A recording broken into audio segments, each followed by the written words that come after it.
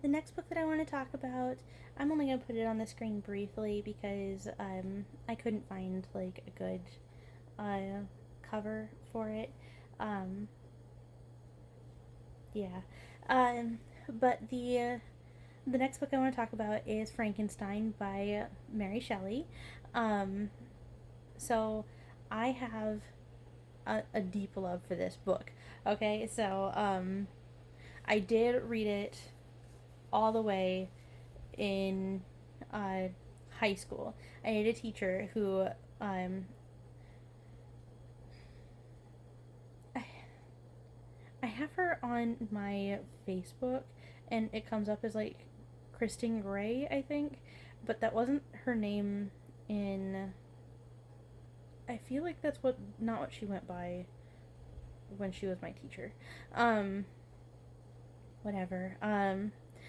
But she's amazing, by the way. That particular English teacher was amazing. Loved her, which is why like after high school, like I did not add her on Facebook during high school. It was after high school.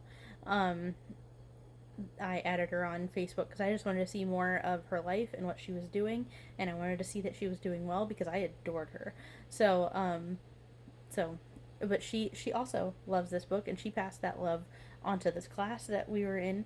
I did already have a bias going into this book that I already loved the story because I heard it so much as a kid. Not to the point where I was sick of it, because like some of the Shakespeare stories I was done with by high school, and I still had to get into them. And then when I went to college for English, had to read them again. Nightmare. Um, Nightmare in that I was already sick of them because I've heard them so much and I'm so done with them. But like they're good to learn. It's not I'm not saying they're not good to learn. But she loved this book and she decided instead of making us read tons of like snippets of other books, we were going to do one book and just really deep dive it. I loved that. It was so nice. It was so nice to really deep dive a book for the first time in an English class. It was so good. Um, Loved that, and I loved that about her. Um, but I was already like, I already knew about Frankenstein. Hadn't like read the book, the classic book, cover to cover yet. My exposure to is like, like maybe Wishbone. Um, Definitely like kid shows. I had also watched versions of the movie. I had gotten snippets of it from other like media, because I liked stuff like Adam's Family, and it's like vaguely referenced occasionally. Um, I I already liked a lot of stuff with it, and I had read snippets in like other English classes.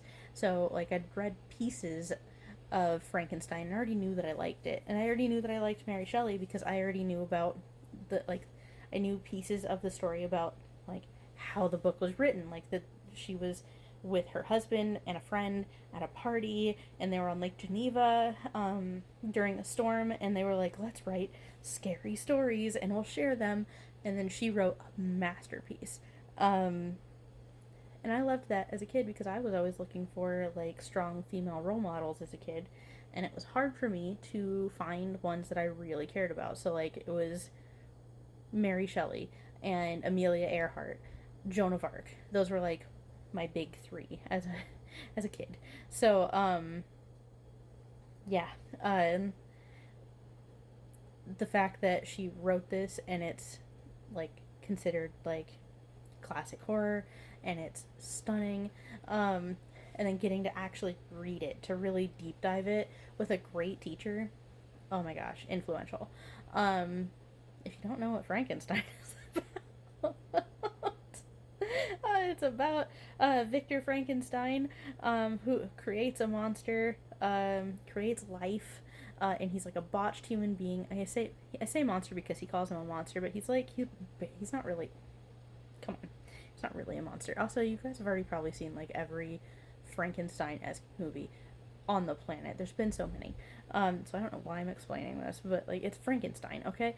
Um, but he's denied human companionship, and goes. He try he tries really hard to get that, but he looks like a monster, and then the whole time Victor's just being a piece of work.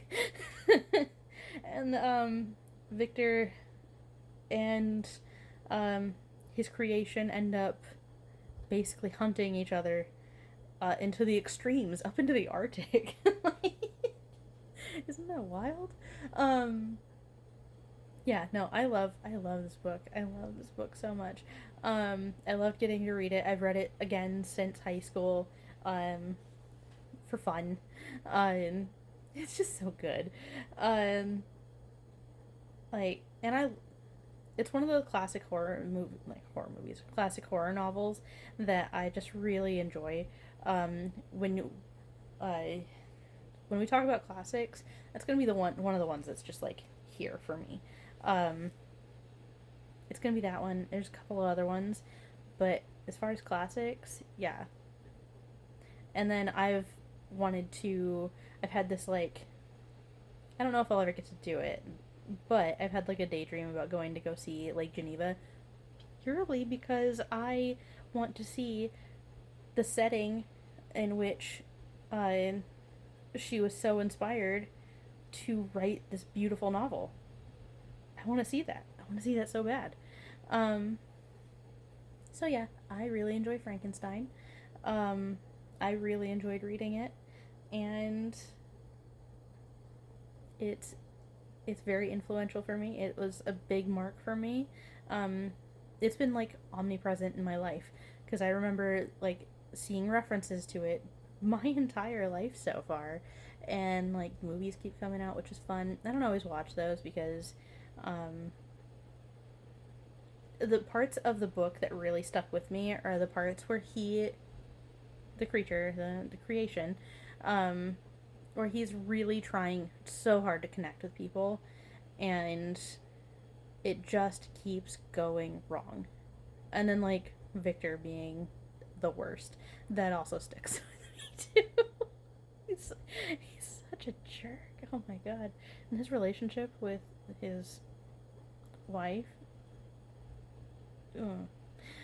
So yeah, the stuff that's usually depicted in the movies isn't usually my draw for like what's in the book, so I don't usually pay a lot of attention to those. But come on, it's Frankenstein.